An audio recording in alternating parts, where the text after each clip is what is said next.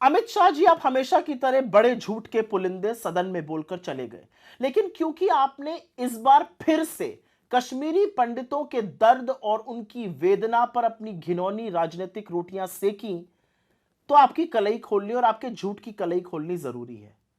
कश्मीरी पंडितों की बात कर रहे हैं आप, कश्मीरी पंडितों के पलायन की बात कर रहे हैं। जब 1990 में कश्मीरी पंडितों का पलायन हो रहा था, तब विश्वनाथ प्रताप सिंह की सरकार थी केंद्र में, जो आपके समर्थन से चल रही थी। आपने समर्थन वापस क्यों नहीं लिया? असलियत यह है कि उस सरकार में गृह मंत्री मुफ्ती मोहम्मद सईद थे, जिनको आपने मुख्यमंत्री बनाया। असलियत यह है कि वहां पर गवर्नर जगमोहन थे, जिनको आपने केंद्र सरकार में मंत्री बनाया। असलियत तो यह है कि आपने समर्थन वापस 7 अगस्त 1990 में लिया, कश्मीर के मुद्दे पर नहीं, कश्मीरी पंडितों के मुद्दे पर नहीं। मंडल कमीशन की रिपोर्ट को स्वीकार किया था विश्वनाथ प्रताप सिंह की सरकार ने, इसलिए आपने समर्थन वापस लिया। तो आप पिछड़ा विरोधी तभी से थे। आप कश्मीरी पंडितों की बात करते हैं। आज कश्मीरी पंडितों की जिस तरह से टारगेटेड किलिंग हो रही है, शायद पहले कभी हुई हो। राहुल भट्ट से लेकर मिस बाला तक की टारगेटेड किलिंग हुई।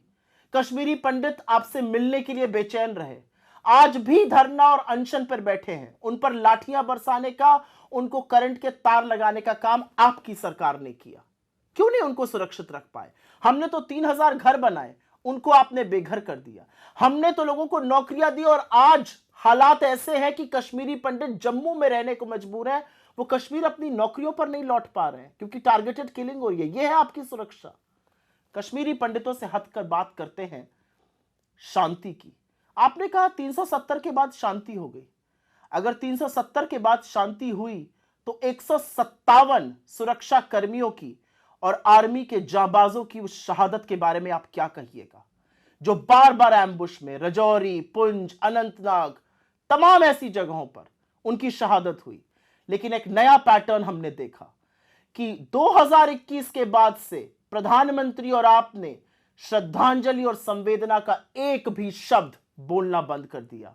असलियत तो यह है कि जब 2 जाबाज जवान कैप्टन्स की शहादत होती है और उनके शव घर आते हैं तो प्रधानमंत्री सोटी करते हैं। असलियत तो यह है कि जब एक मेजर, एक कर्नल, एक डीएसपी की शहादत होती है आतंकवादियों के हाथ, तब प्रधानमंत्री कोई जश्न मना रहे होते हैं भाजपा के हेडक्वार्टर में।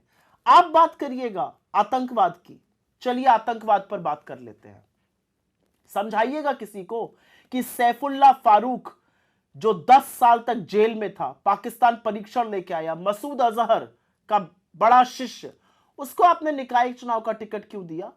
आपने तारिक अमीर को विधायकी का टिकट क्यों दिया? उनका ट्रैक रिकॉर्ड कोई जानता नहीं है क्या? आपने तालिब हुसैन के साथ मंच कैसे साझा किया? और आपने आसिया अंद्राबी को बेटी बचाओ बेटी पढ़ाओ का ब्रांड एम्बेसडर बना के उसके पोस्टर लगवाए। वो पाकिस्तान जिंदाबाद और उनके समर्थन के नारे लगवाती है और पाकिस्तान जाकर ट्रेनिंग पाके आती है।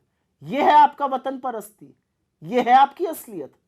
बता पाएंगे कि बार बार आप आतंकवादियों को गले क्यों लगाते हैं? और एक बात और, ऐसा क्यों होता है कि जब जब भाजपा की केंद्र में सरकार होती है तभी रघुनाथ टेम्पल पर प्रहार होता है, तभी अमरनाथ यात्रा पर प्रहार होता है, हमला होता है? ऐसा क्यों है? किसको बचा पाए आप कश्मीर में? ना आप कश्मीरी पंडितों को बचा पाए, ना वहां पर आप शांति बहाल कर पाए। और क्योंकि आप चुप रहेंगे तो सच नहीं बदल जाएगा कि कश्मीर में आज भी हमारे जाबाज शहीद हो रहे हैं।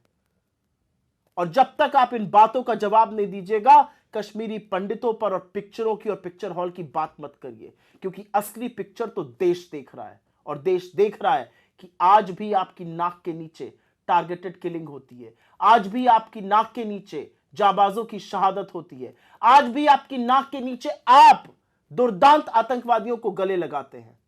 जब यह सब करना बंद कीजिएगा, तब कश्मीर पर अगली बार बात कीजिएगा। Welcome to K-Mall, a premium project by Kaleen Group.